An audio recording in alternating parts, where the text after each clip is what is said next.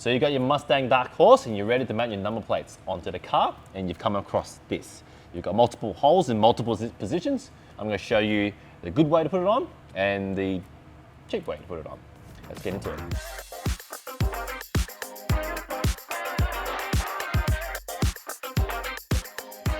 Okay, so let's start with the two mounting holes at the top, or bungs. And you would think that these holes are the standard holes that you get on most Australian number plates, but guess what? They don't line up. So the middle holes should measure 165 millimeters, and it's much bigger. It's actually smaller than the two outer holes. So your options are to either put a new hole in the car, or you drill a hole in your new plate. So that's that one there. Let's say you do drill a hole in your plate or the car, and you mount it up there. Being a slimline plate is going to sit too high. If you're okay with that, you may get rattles because you're only fixing it from the top, so you get little taps on the V8 rumble, which is going to probably annoy you. Next, let's talk about these holes here. The good thing about this hole is actually center to the bumper, so no matter if you put a slimline plate or a standard plate, you're always going to be in center, which is great. The downside is you will need to drill two holes in your number plate to mount this onto the car. And I'm not 100% sure, but I don't think that is legal because you'll be drilling through the letters on the plate, which means you're sort of modifying the number plate. So that's a bit of a no. So if you're not happy with either of those solutions, being drill the car or drill the plate, this is when our number plate bracket comes into play. So if you were to purchase our bracket, the best way to mount it is using these holes there, because it's always going to be center no matter what plate you put on.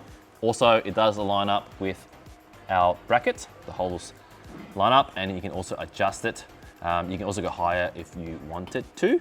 Not only that, you can see the design here. They've got these little rings outside, and what that's going to do is stabilize the bracket so you don't get that rattle. There's a big surface area for the bracket to rest on. So once you have this on, just mount your number plate and you're done. When it comes to selecting the correct bracket, all you need to do is match up the style. So for example, if I have a slimline plate, you get a slimline bracket. If you have a standard size number plate, you grab yourself a standard number plate bracket, and the same thing happens. You mount up the center line to these holes and you get a perfect fitment every time. So we did make another video about nut certs, and you might ask, should I nut cert the back to get a more secure fixing? The answer is no, because this type of fixing is actually got a boss head behind it, which means it's going to accept self-tapping screws quite securely, and it's going to be quite strong. So now we'll be installing a standard size number plate onto Greg's Dark Horse. So that means we need to grab our standard bracket. Now this will come with all the screws that you need to do the job, including the tools. So all we need to do is grab the bracket, find the center line, which is actually marked on the aluminium, and put in your screws, followed by the number plate and covers if you wish.